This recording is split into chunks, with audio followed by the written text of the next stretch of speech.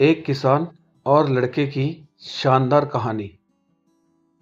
एक किसान हुआ करता था।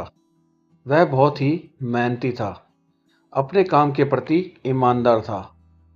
वह अपने छोटे से खेत में काम करता था।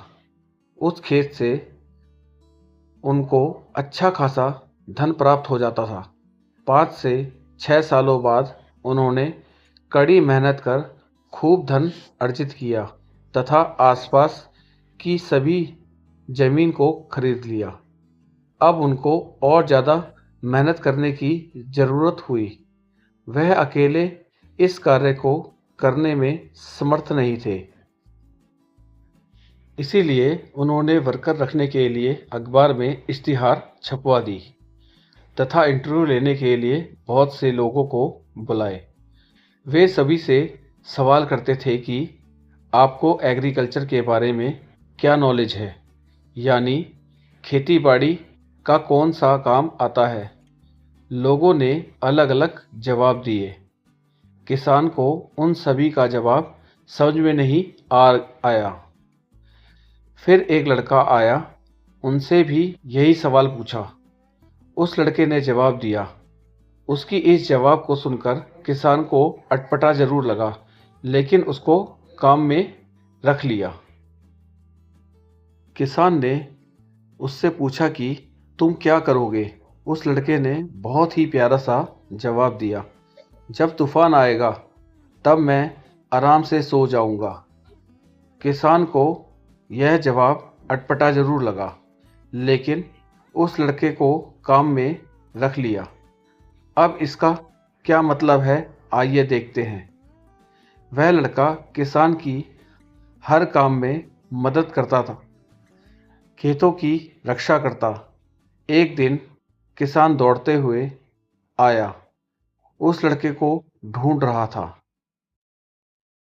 क्योंकि तूफान आया हुआ था। उन्होंने देखा कि वह लड़का आराम से सो रहा था। किसान अपने मन में कहने लगे, देखो इस पागल आदमी को कैसे सो रहा है। इसे तो अपना काम करना चाहिए, बैलों को बांधना चाहिए, खेत की रक्षा करनी चाहिए। किसान अंदर गए और उस लड़के को उठाए और बोला, तुम्हें अपना कार्य मालूम नहीं है क्या? लड़के ने जवाब दिया, मैंने आपसे पहले ही बोला था, जब तूफान आएगा तब मैं आराम से सो जाऊंगा। किसान कहने लगे, यह पागल बेवकूफ़ आदमी मेरे पल्ले कैसे पड़ गए। जब तक यह उठेगा तब तक मैं अपना काम कंप्लीट कर चुका हूँगा। किसान गायों को बांधने के लिए दौड़े। जब वहाँ पहुँचे तब उन्होंने देखा कि सभी कार्य पहले से ही हो गया था। कहानी से सीख।